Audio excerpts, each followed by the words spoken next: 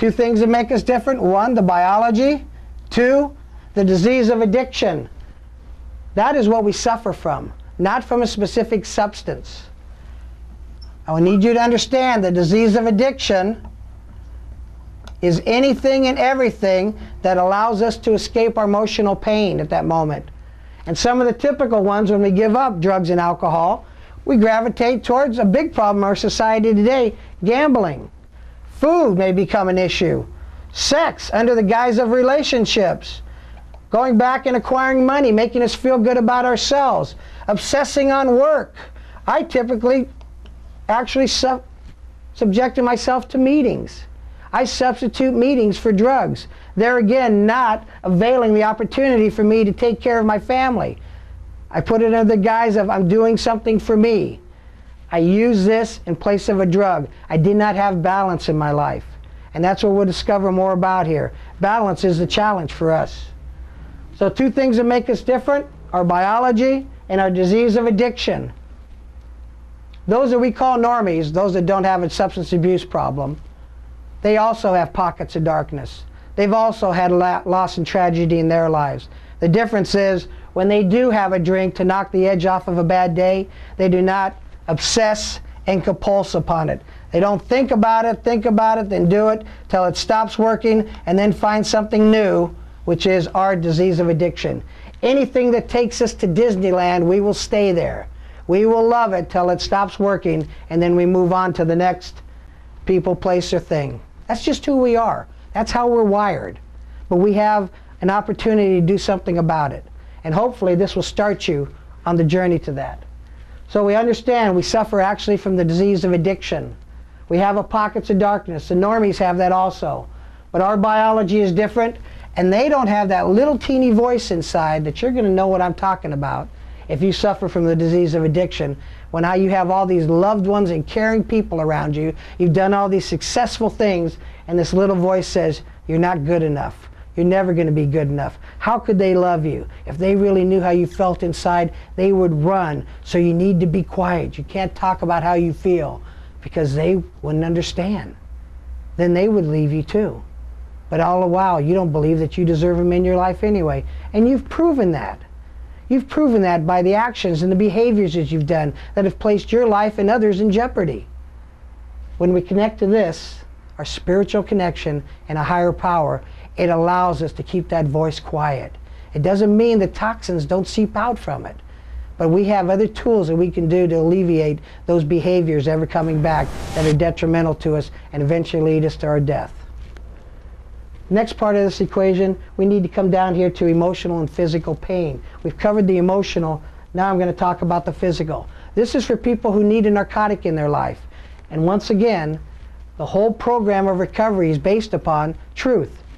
But if I'm having to put a narcotic in my body, that is affecting my higher brain functions, because my brain doesn't know any difference whether it's prescribed or whether I'm doing it for recreational uses or under the guise of party. It doesn't care that I'm maintaining and doing my medications as necessary or as prescribed. My higher brain functions are affected. So what I need to do, I need to be honest. Do I actually have physical pain that is intolerable or unacceptable to me at this moment? Second of that equation, that part of it is, do I really believe I should be pain-free after all the pain, all the injuries I've gone through? And my age?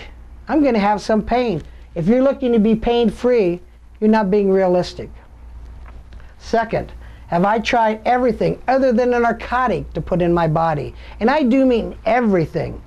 Everything from acupuncture, light therapy, going down to the Chinese herb shop, anything and everything, exercise, meditation. We have to try everything.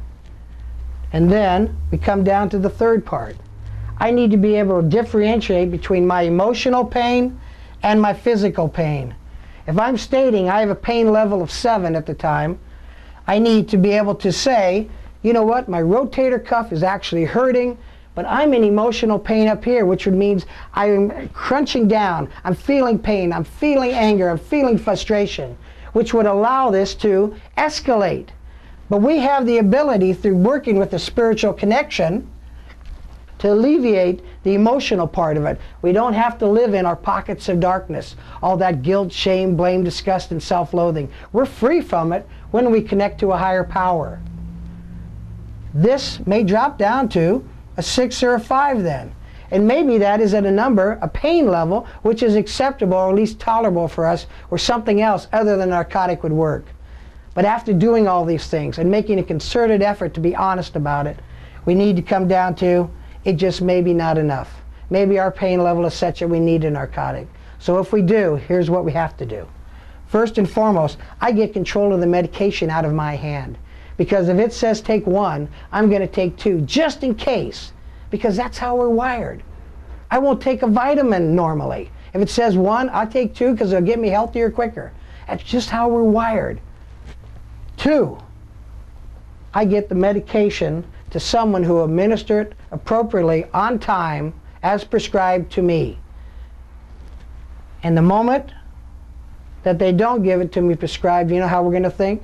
That, you know what, I need to keep a little stash on the side just in case they show up late again or they forget. And I guarantee you right there, that's a reservation, and reservations feed the disease of addiction, remember. I will be using at some point. I have wiggle room in my program. This program is built around no wiggle room, built on honesty and a sincere effort to care about me through a connection with something greater than myself. And then next, I find somebody I can't manipulate. What a concept, huh? Somebody I can't manipulate. When would we ever done that before? That's why in recovery, we have to change our thinking. This is a cognitive process.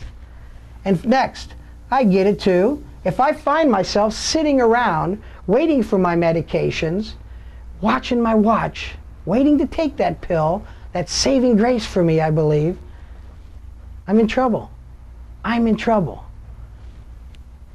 So what we do next is, guess what? We don't make any Tijuana runs if you live close to the border. We don't make any runs to the doctor, to the emergency room. We don't go to the ER. We don't go doctor shopping.